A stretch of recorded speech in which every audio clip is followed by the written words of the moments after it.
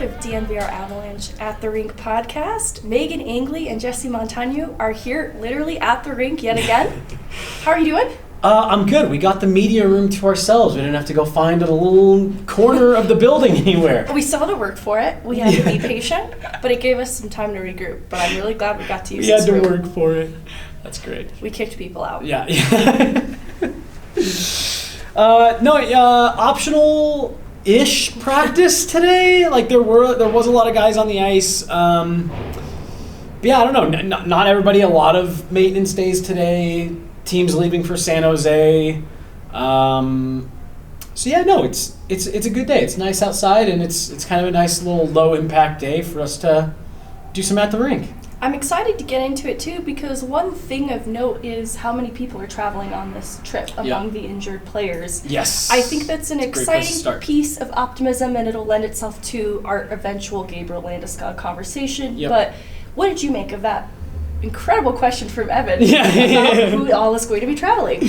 I was surprised, to be honest. We were watching before practice officially got started. You have a lot of the injured guys, everyone pretty much except for Gabe Landeskog, out on the ice, getting in some work.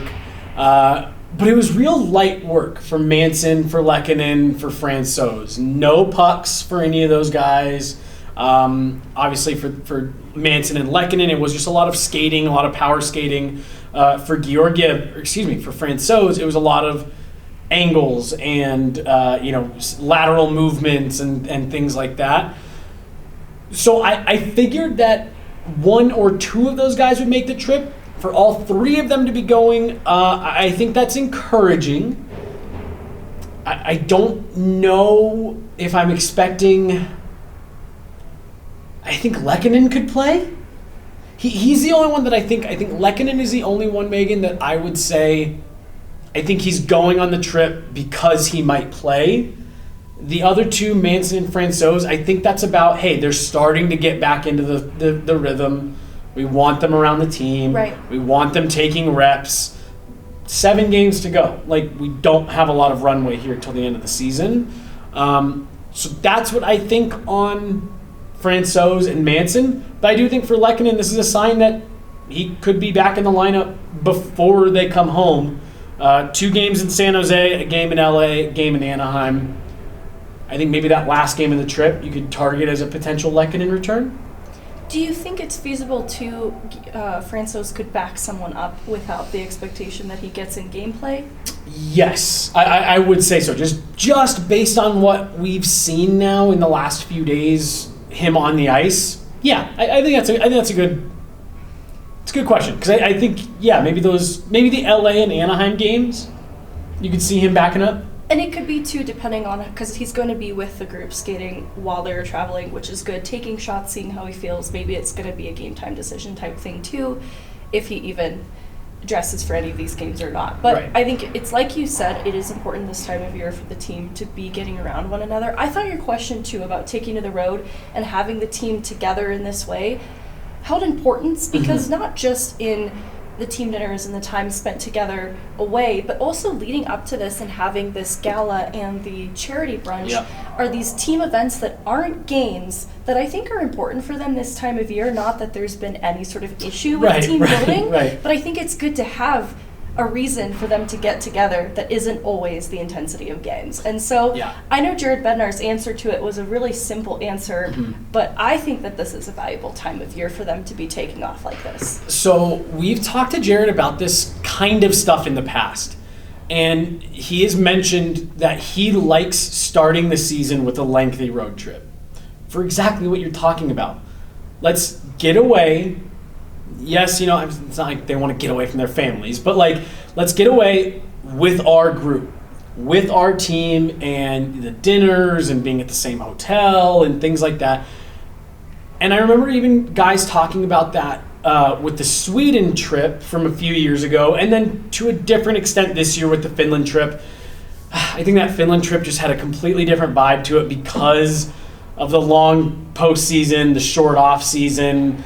So I think the Finland trip was just a little bit different this year, but there is a element of that team bonding, and to your point, I like the way you just said it. Getting together for things that aren't games and aren't practices, and you're not having to be in the gym. So it's like, no, you can just go get dinner with your teammates. And I think it's coming at a good time because it's been a long season, Megan. Like, I've been talking to the guys about that over the last week. That I've really been asking guys, like, can you believe it?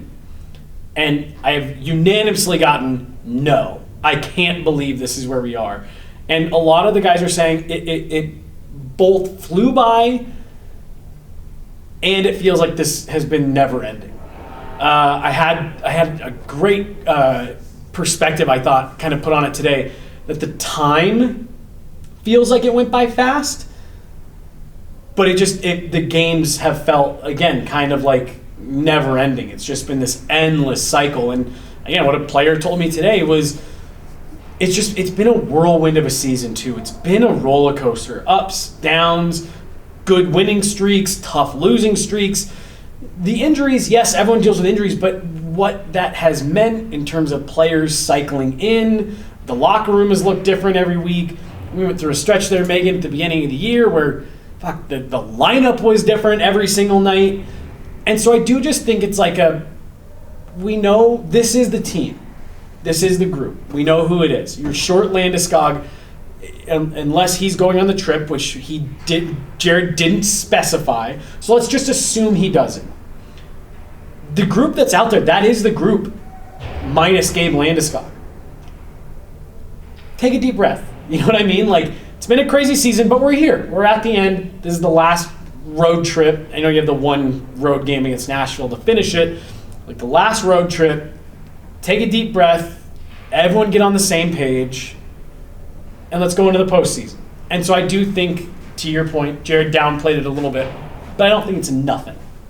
No, because I think this is a part of this season story that has been the biggest challenge for them is the disruption. It's not just the disruption of injuries and inconsistencies in the lineup brought about through that. It's the scheduling that has also been a little weird at points with so many back-to-backs. The Finland trip at the start of the year, I think we're going to look back on, and that's probably going to change to how the NHL approaches global series moving forward, because I have to imagine players, both Columbus and Avalanche side of things, had a lot to say about the experience, good and bad. Real quick, I talked to a couple guys about that this year, and all I'll say is I think you are 100% right that the NHL is going to make some changes, because I just don't think that guys loved the way that scheduling went. And it's the disruption. No, it's okay. And it's the disruption, because it is hard to pivot around that. And it is. We've talked a lot about the grind. I won't go into that too much, but it is a later topic of discussion too. Just the ways in which there are parts of this season that are unprecedented. I evaluate it through the lens of how it's affected the Colorado Eagles, but these two things affect each other so greatly. And it's on the topic of the college free agents that they've signed. That's brought about by necessity. And we'll get into it. But I don't want to move on from the Landeskog conversation too soon, because my hunch is he will travel, because it feels like he is in a place with his rehab that he wants to be taking shots, receiving passes, and playing off of his teammates a little bit more. And if he doesn't travel, he kind of misses out on the opportunity to get on the ice and get those reps in, that I think he could see the value in traveling for that alone. I agree. I'm not. I know. I like that. I like that way of thinking, because, look, I had said, it may have even been on last week's At the Rink, that I felt like his progress had kind of stalled out and that he really wasn't getting any better. Well, right after I said that, in the 2-3 days that followed, I felt like it was some of the best progress we had seen Gabe Landeskog make. Apropos of what you're saying, taking reps in drills, passing, receiving passes, taking shots. And then just a couple days ago, we see him out here stopping and starting, which had been the thing missing from his reps on the ice. We noticed he's not stopping. He's not stopping and exploding out.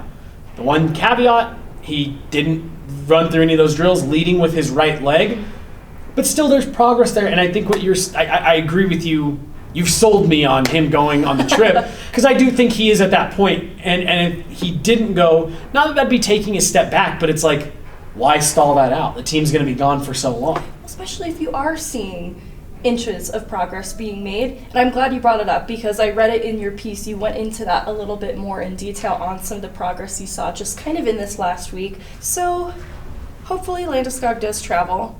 And the other player of the hour that you wrote about that I loved is Valeri Nichushkin. Yes. This is someone that we were able to talk to a few players around the room to talk about his value, and he's someone too who's, like everyone on this team, who's been affected by disruption. I think he's missed in total 29 games this season, but it wasn't over just one singular stretch.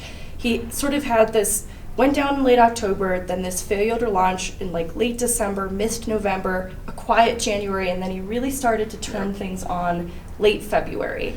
And then now we're at a point in the season where he's exceeded his pace from last year, and his ice time is up. And this is a player who, by every account, has been battling through injuries, both disclosed and undisclosed, and has still managed to exceed his points production in terms of pace compared to last year. And there's a word there that I want to make sure we double articulate: injuries, multiple injuries. Upper, lower, right? Who knows? Middle. We've been told both, because at one point there was that. So like that January, I want to say late December, January timeframe. Maintenance days. Yep, a lot of maintenance days. Had reason to believe upper body might have been something there, but we know too that from the surgically repaired ankle there was discomfort with the scar tissue throughout a lot of this season that he's just had to sort of work around. And so that was the other thing that I wanted to make sure that we mentioned, was not only did he start his season with a lot of the stop and start, like you're saying, injured, back in the lineup, injured, back in the lineup, maintenance days, playing in games but not practicing. In addition to all of that, I do think it was bothering him, and he wasn't quite at 100%. When Jared Bednar told us a couple weeks ago, you know, you guys in the media can sometimes scrutinize a player and say he doesn't look great. Meanwhile, behind the scenes, we're just happy that he's healthy enough to be in the lineup and contributing in one way or the other.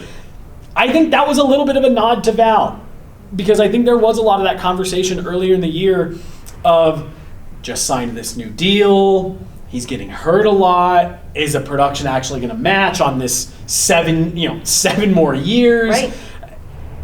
And I think that was who Jared was referring to. Like, you guys didn't even know that he was muscling through those games at 65% because we were so depleted. And, you know, I think the point he was making was, and at 65%, he was pretty damn effective, even if he wasn't contributing the same way. I think we're seeing him a little bit closer to 100%, as close to 100% as anybody is this time of year. Jared said he put him with Nate and Mikko a couple weeks ago to try to jumpstart him a bit. I think it's worked out pretty well. And like you said, we'll have a video here that we'll kind of play in a minute, because we had to talk to a few different guys about this, because I really do think that he's everything that you talked about with his production and his pace and outpacing last year and really kind of exceeding the expectations of that contract. It's kind of been a slow burn this year, and it really feels like it's been kind of quiet, like because of the way it started. If you weren't really closely paying attention, you maybe didn't realize how much he's come on here in the back half.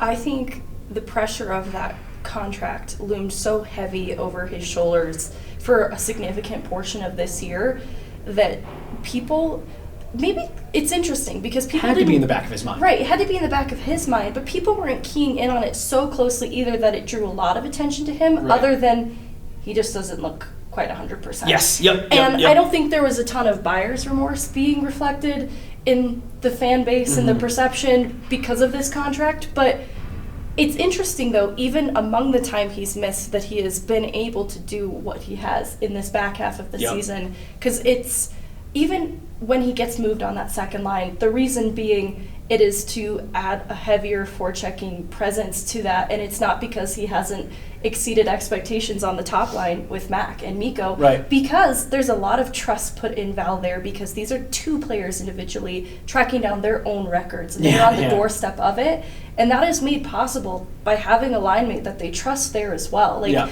Mikko doesn't get on the doorstep of 50 goals without the help of his line mates around him, and that is a lot of trust being put in even a Valeri Nichushkin, who we know isn't quite 100%, but is still pretty damn good. Right. I think that's such an impressive feat, and it's a testament, too, to what his teammates have to say about him. Well, and Meghan, the part that I believe it was Cale talked to me about it with Val, that I don't necessarily want to say is underrated, but I think maybe underappreciated, or people don't quite have the respect for. He has a unique skill set. Like, Val Nichushkin is, I'm not going to go as far to say like a one of one in the NHL, but there are not a lot of guys that have his combination of size, speed. As much as we used to joke on the DNVR Avs pod about, you know, his hands and stuff like that, so he demonstrated in the shootout.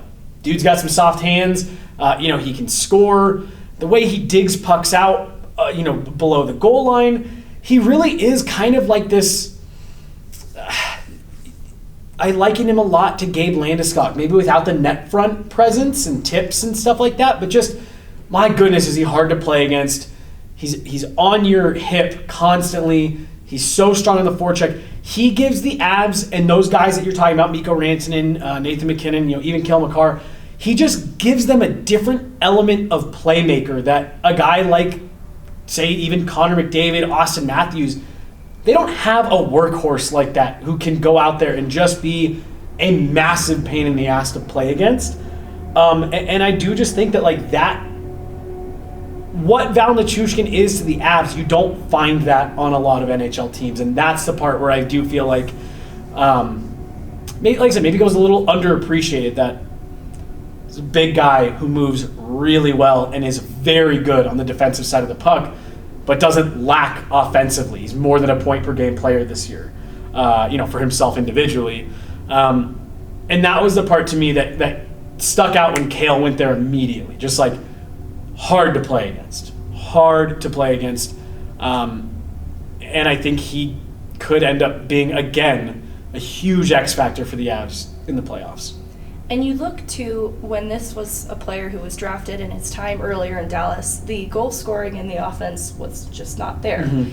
And it's something that's been brought about in Colorado. And it's not to say that this is the way solely Colorado likes to play and it has benefited Val, but it has been the way that Val likes to play too. Yeah. And he's made it work for him, because a lot of the success we're talking about with Rantanen, and I think Rantanen even talks about it, is the puck retrieval and engaging in those battles makes the possession that Colorado is known for and is a part of their identity possible. Yes. And that leads to the playmaking and the scoring opportunities that the Mikko Rantanens and the Nathan MacKinnons get to have, and it's brought about by Val Nichushkin. So there's two plays just off the top of my head that I can go to that make me think about this, and they're both from the Stanley Cup Final. One of them ended up being a Val Nichushkin goal, and the other one was the Andrei Burakovsky Game 1 overtime winner. Both of those goals, both of them, are created by exactly what you're talking about. Val Nichushkin, puck retrieval, and forecheck. Tampa couldn't get out of the zone almost because of Val Nichushkin by himself. And it was just that anytime Nate, Mikko, Cale, any puck that went to the net, Val was the first one there. He was like that Bugs Bunny like baseball cartoon where he plays every position. That was Val Nichushkin on and like I said, I'm not even having to look at the tape.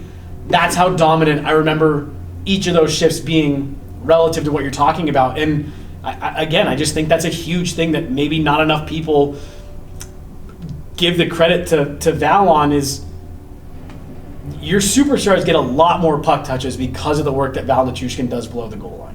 And that's Val Nichushkin's game. Like, yes. He came to Colorado with that as a part of his DNA, and then there's been growth and there's been evolution too. Mm-hmm. But it is what makes him pretty special. Yes. I think this is probably a good time Yeah. to let them talk about how special We'll he let is. them. I'll say one last Okay. thing. I go back and I actually talked to Andrew Cogliano about this earlier in the year. I could maybe find the video, but I'd have to dig pretty far. About Val. And there's the quote from Jaromir Jagr, one of the all-time greats, at that first Val Nichushkin training camp, because Jagr was playing in Dallas at the time. Val had just been drafted 10th overall, and Jagr had a quote during training camp saying, "This is going to be the best player in the league one day. He will be the best player in the world. He's got that kind of skill set."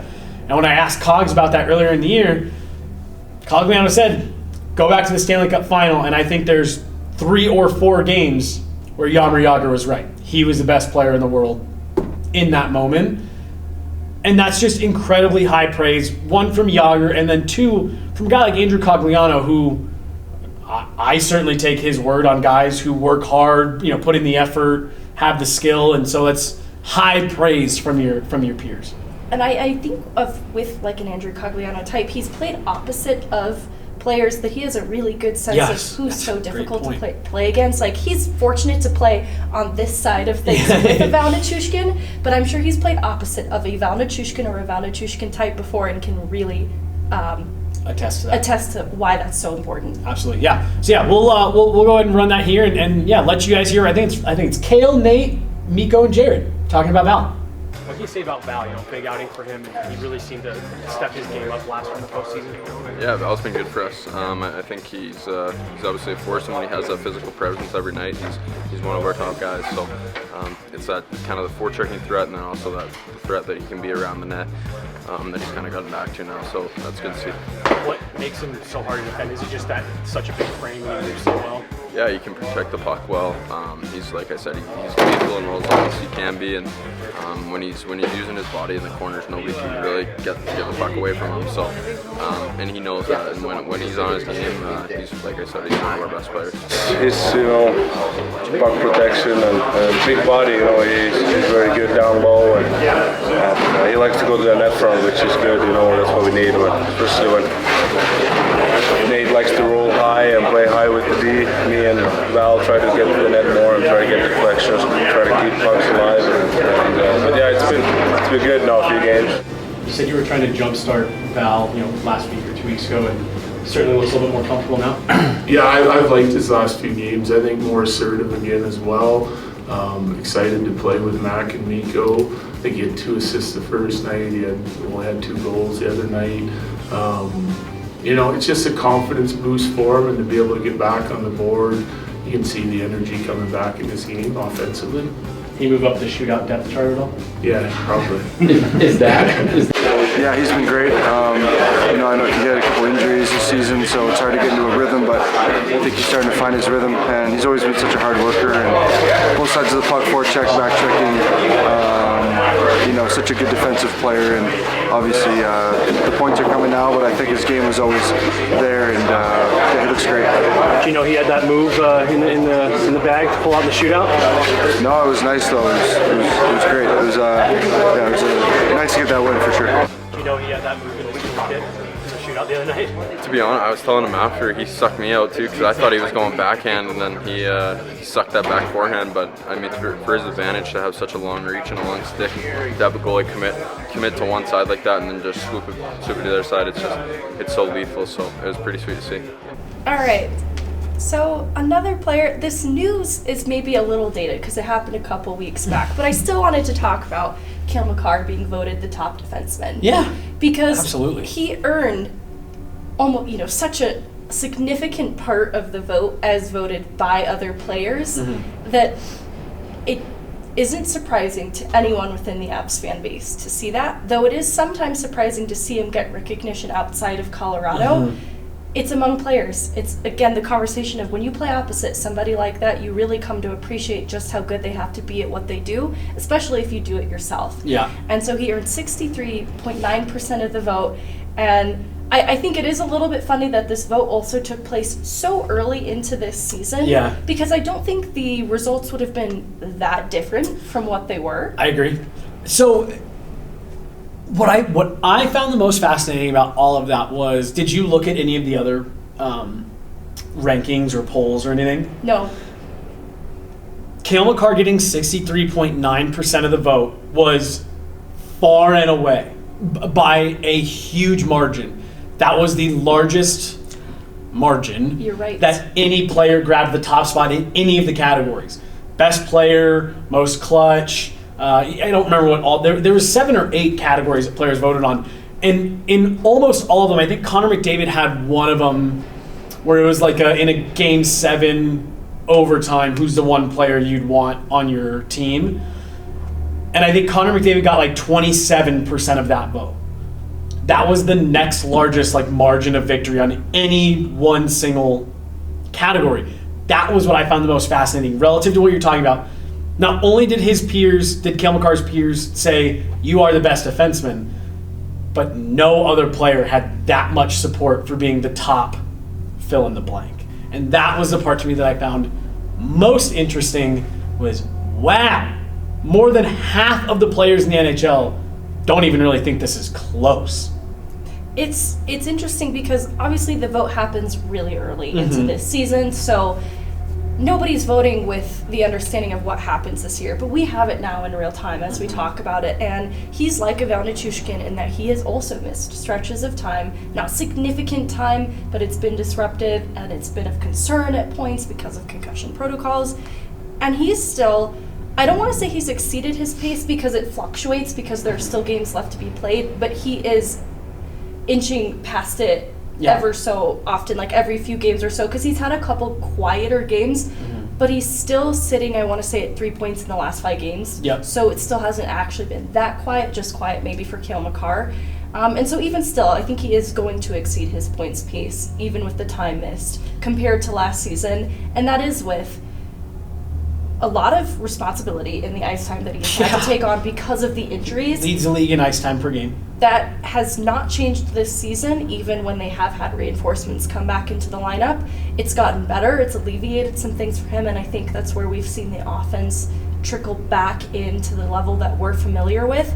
But the ways in which he helps the team, too, are so much more than what he contributes offensively. Yep. I think that's why he has earned the respect from his peers that he has, too. Yep. No, 100%. And I think the biggest testament to Cale and the year he's had, because like you said, there's been stretches where it maybe hasn't felt as good and he's missed so much time with injury. Even with all the time missed with injury, last week, from a media person not on the Avs beat, I started to hear some Cale Makar Norris buzz. I don't think he'll win it this year, but Megan, if you told me that he finished as a top 3 finalist again, even with all the time missed and everything, like, I think he should.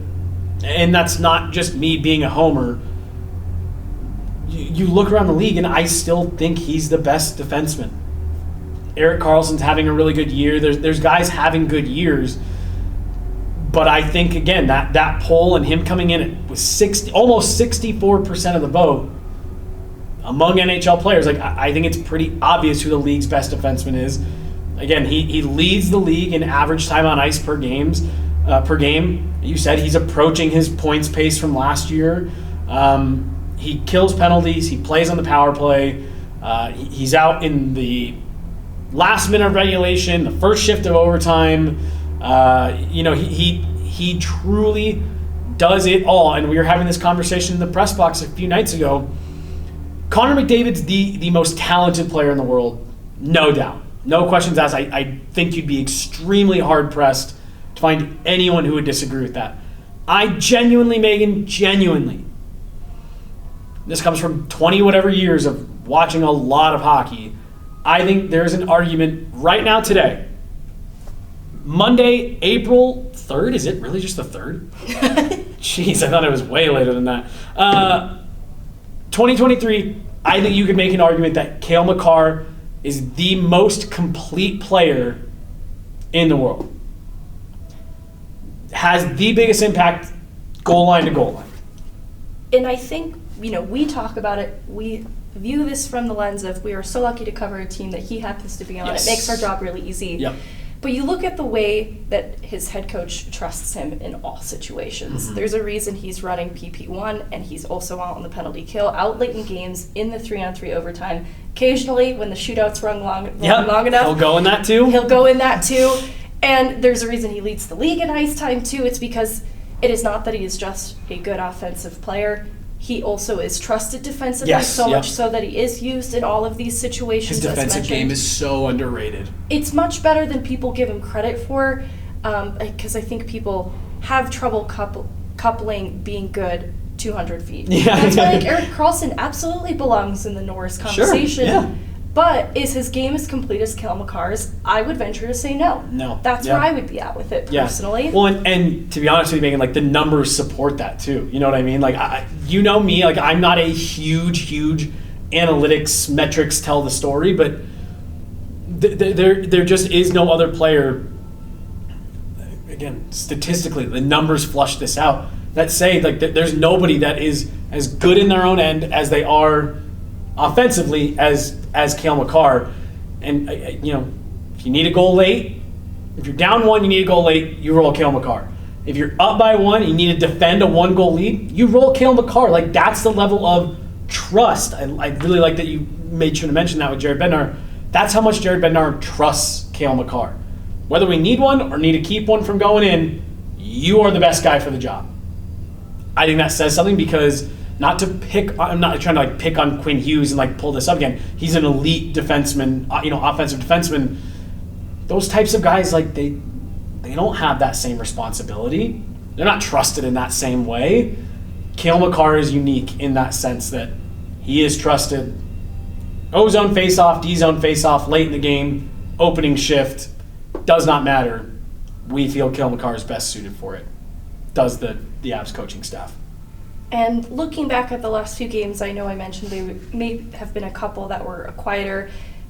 It still, I think the game that both him and Erik Johnson returned to the lineup was an incredible game for both these players, different ways, but Cale Makar especially, and this is when the subject of his offense was brought up quite a bit. So I want to run side by side Cale Makar talking about when he's able to step into his game more offensively, and Jared Bednar talking about this as well, because the way in which they both talk about it is very different and very true to who they each are. Yeah. Cale Makar has 19 points in his last 9 games, and he said it's because the team is rolling right now, but do you think there's more to him generating more opportunities?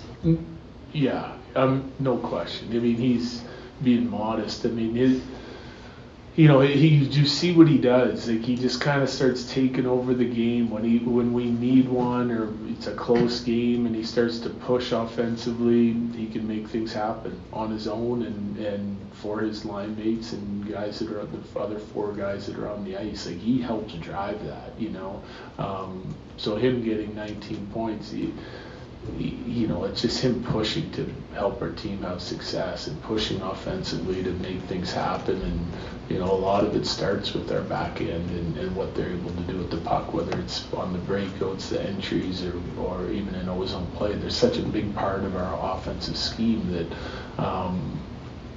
when they're on and they're in attack mode, then it can help us. Yeah, I don't know if it's me individually. I think it's just guys in general. I feel like every line is giving us, especially in the back end, and we're trying to give them opportunities to score. So guys are just in good spots. I mean, you saw on the power play tonight, I shoot that one. Comp's obviously in a perfect spot there and picks up the tip and then the rebound. So, yeah. We talked about this earlier, and it is this unprecedented season. 421 man games lost. Now, Avs, I want to say, are 3rd in the league in terms of being affected by this the worst. I think Montreal is still worse. And then I am blanking on who the second worst was. Is it Columbus? Columbus is bad. Yep. Vegas is also bad. Yep. It might be Columbus. I know there is one more. Yeah.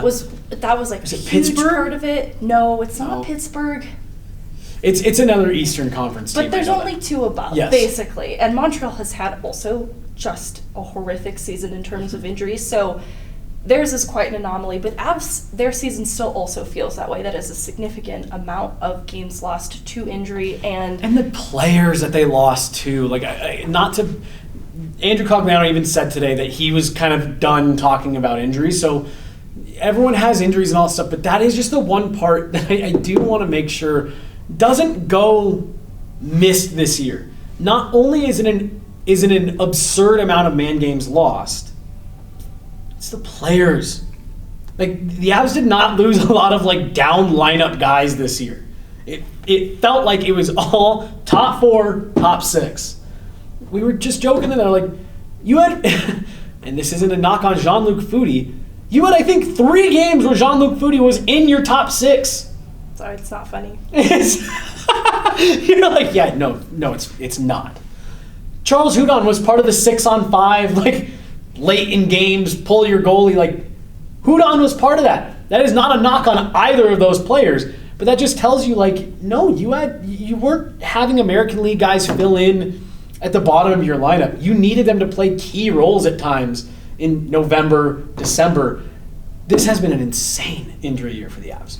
I was looking before we went on, and so I might have miscounted because I'm not sure if I counted Charles Hudon, come to think of it, but it's something like 16 or 17 different AHL call-up players that have happened for a combined 200 games that they've dressed for. It's a bit unreal because it was players like a Martin Kaut type that dressed for 30-plus games. Right. And so that took up significant time.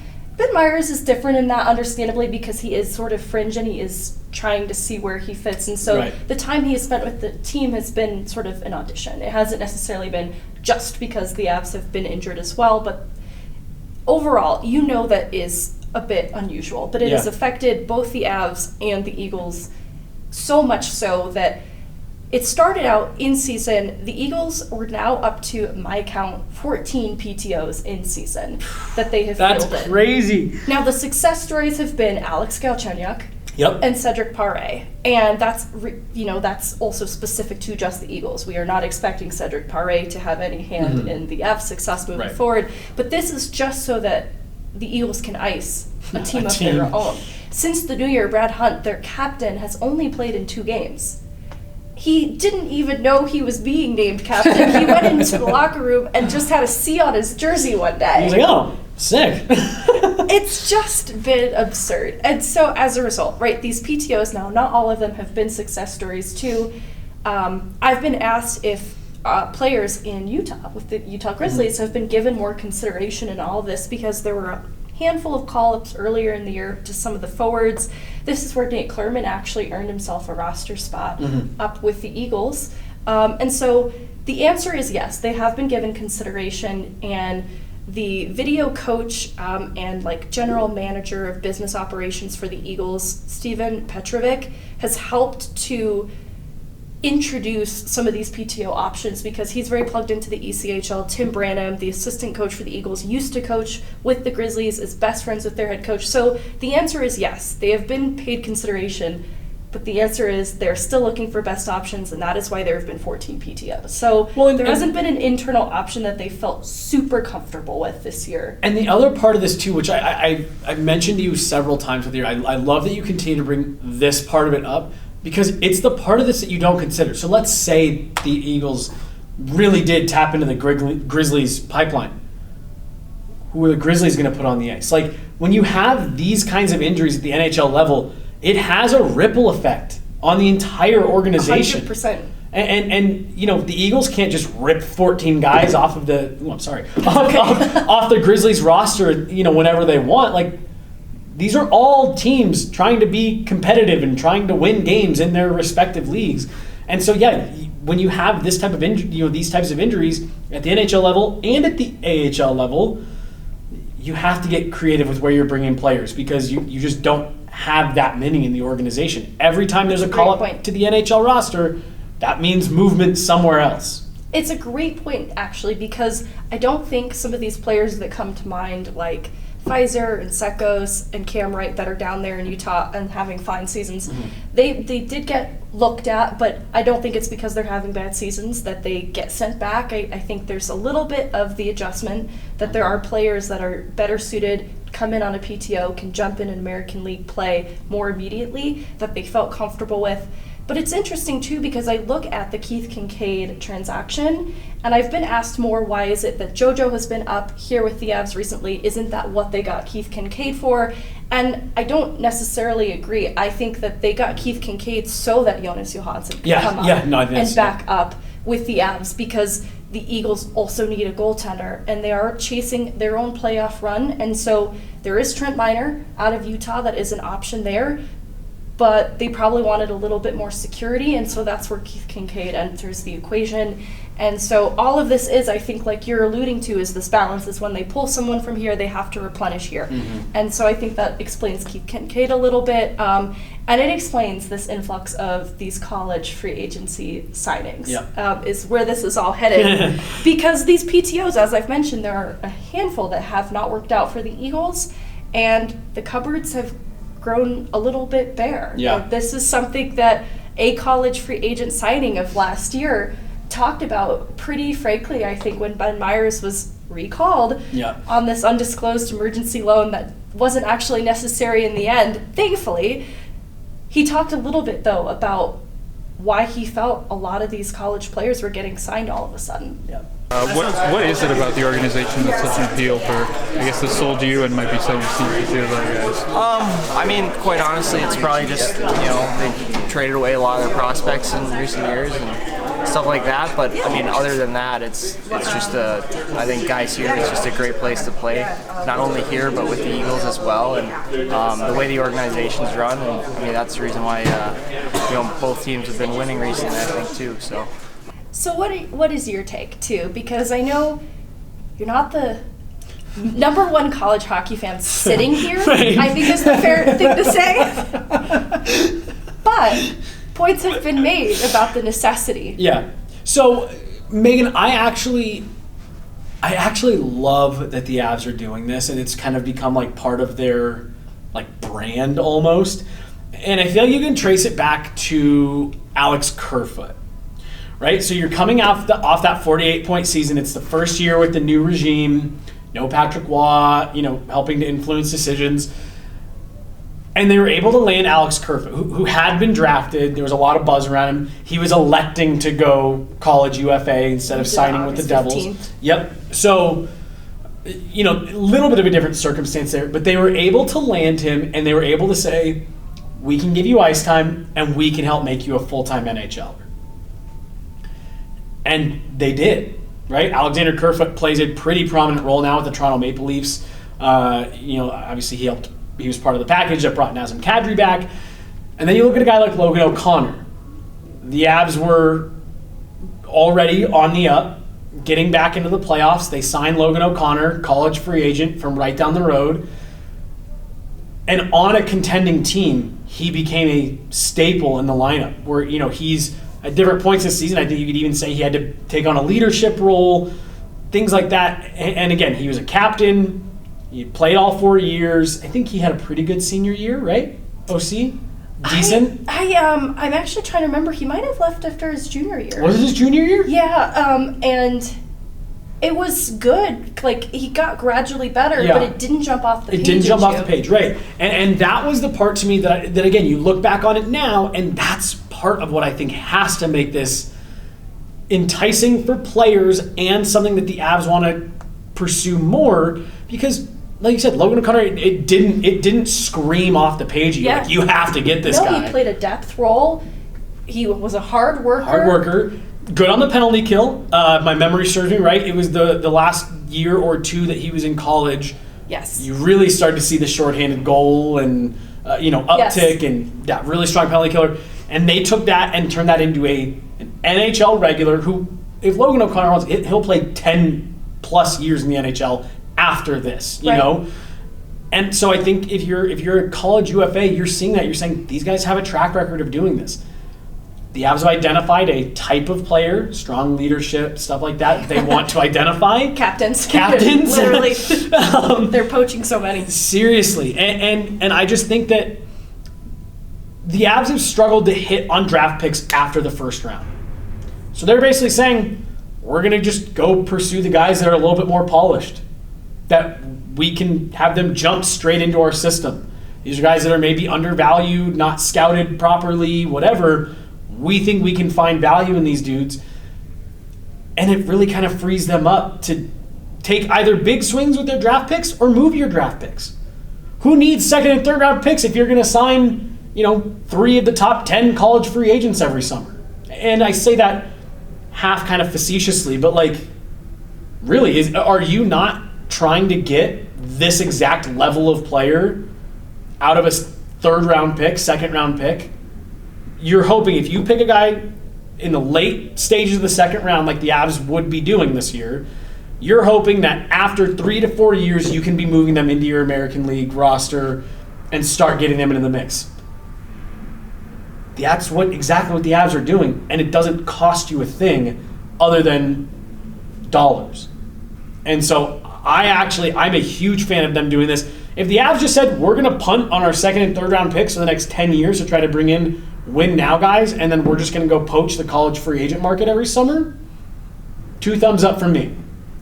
I love a lot of reasons for it. I've always been an advocate for the college hockey pipeline as a development league to channel into professional hockey for a few reasons. It's not a slight at major junior either, but there are different reasons for players, because some players will age out of juniors, go to college, and so they're exiting college, and if they are the undrafted free agent type, they're 24. Yeah. They're 23, 24, 25. They are fully grown adults mentally. Men, yeah. And they've been held to the standards of their university too. They are not only accountable to their team, their teammates, but they are accountable to the same rules as a student body is held to. Yep. Eligibility stuff. Eligibility stuff. And so they have to check in with a lot of adults in their life. It is more than just their coach and their teammates. It is their professors and their TAs, and they have to work in group projects, and they have to maintain some level of academic success. Right. I say that very loosely. I know that there are always, if you've ever been around a D1 team, they are cutting quarters in different ways. However, You're telling me all those dudes that play for Alabama's football team aren't all really 4.0 students, Megan? But, there's some kind of middle ground that you can believe benefits them, because I think that's where they start to develop pro habits, is this routine that they're held to through their universities. And it's why, too, I think this free agent undrafted player type is a late bloomer in the truest sense of the word, which isn't always inherently bad, but it's why I think they've gotten this far in their hockey careers and perhaps have not gone noticed and scouted correctly, is because earlier in their career, they were still developing. They were just not quite ready, and so they're going through it quietly behind the scenes through their college career, and that's where opportunity presents itself, because they might be playing with drafted players who are NHL caliber talent one day, and they have the benefit of that skill alongside them, and they come out on the other side and they're pretty adult. Because you look at someone like Foodie, who comes straight from his juniors, and he is a bit of an unusual case because he came about really young, but he's in his second full year, third year pro, and he's 20. And so he has played in 9 NHL games, which is great because he was a third-round pick, and so that is kind of a testament to some success there. Totally. But you look at a Ben Myers type. He comes out, he's 24, I think. Yep, sounds right. I'll check.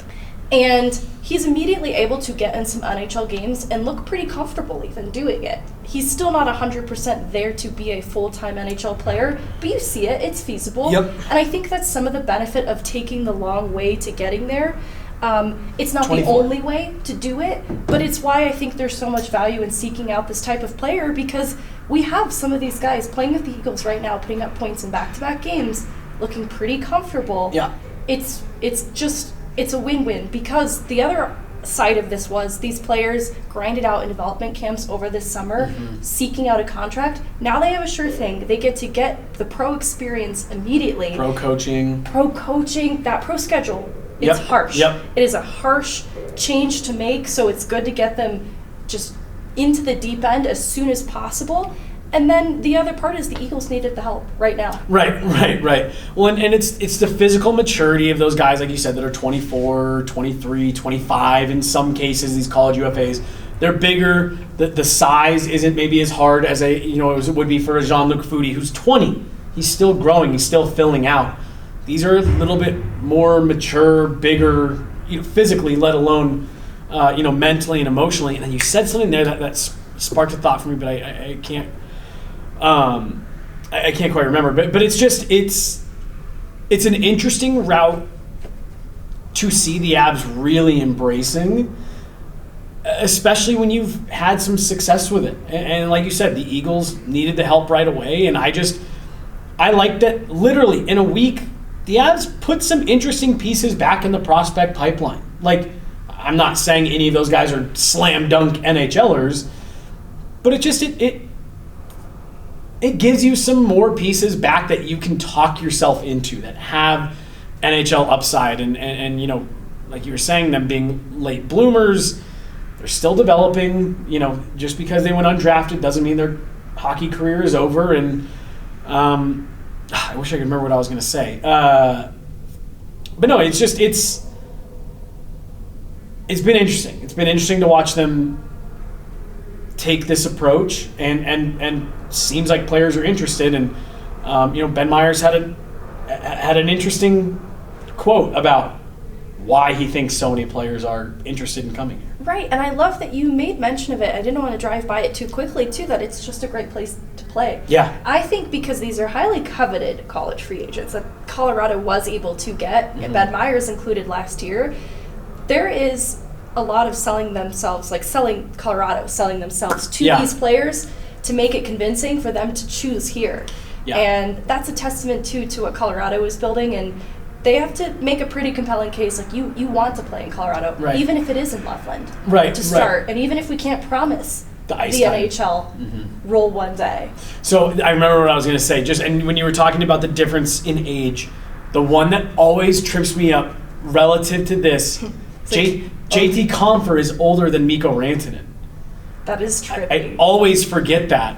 But it's, again, JT Compher went the college route, played a few years before coming out. Mikko jumps right in at a young age. Great point. So it feels like Mikko's the older, more veteran guy, but JT Compher is older than him. And so it's just, again, I don't think anyone would say that, Mikko Rantanen isn't the better player by a pretty wide margin. But point being, JT Compher is a very, very good NHL player, went the college route, and I think he was maybe able to jump in a little bit more immediately. As for Mikko, it was the slow build a little bit. And I think he would maybe even say, right now to this day, I think this season is the first season where he really feels physically, all right, I'm here. I'm done growing, I'm done filling out, whatever. I'm ready, this is who I am. As for JT Compher, he was feeling that way at a different point in his career. So it's all just interesting. No, it really is, because everyone's path is going to be different. I think it's why there's probably concern then why Oscar Olausson and Sampo Ranta and Jean-Luc Foudy aren't there yet, as I'm talking about how great it is to have these sort of older players in the American League now. Well, where's the graduation status at then for some of these other players? And I think it's fair concern. I think it remains to be unseen just because of the timeline of each of those players. I think the players that I think we could put in a disappointing category would be like the Martin Kaut types. Yeah. Even Shane Bowers, because of the amount of time he spent there. Obviously, the context of injuries is important, but that's important for the Eagles this season, too. Health is a skill, too. That's why I am sympathetic to Oscar Olausson. It's only his sophomore season. He hasn't had particular troubles with health either, but he has had a lot of inconsistencies around him. All of the context matters, but all in all, I'm loving this move for the Colorado Eagles, and I'm really excited for them to bring new players on board too, like Matt Steinberg. He has been a prospect that they've been excited on, is finally making the leap to pro play, so he should join the Colorado Eagles soon. And eventually there is a Sean Behrens in the pipeline. I think the development is the name of the game. I think there's a reason that we can expect Sean Behrens is taking a third year, and it's development. I think it's more than that too, it's context, because I think they are weighing the best time to activate his entry-level contract alongside expiring contracts when they're going to most need Sean's services and what he can continue doing before activating that one more year at DU, including getting physically stronger. You mentioned that to me the other day, that's probably the one area that you really want to see Sean Behrens take another step, and it's all good. Let him do it. No, exactly. He has the runway to do it. Right, yeah, it's fine. Cool. Did you have anything else? No, that's it. Thank you all so much for watching. Busy week. We're coming down the stretch here, Megan. I'm excited. Me too. Cool. We're sign off yet?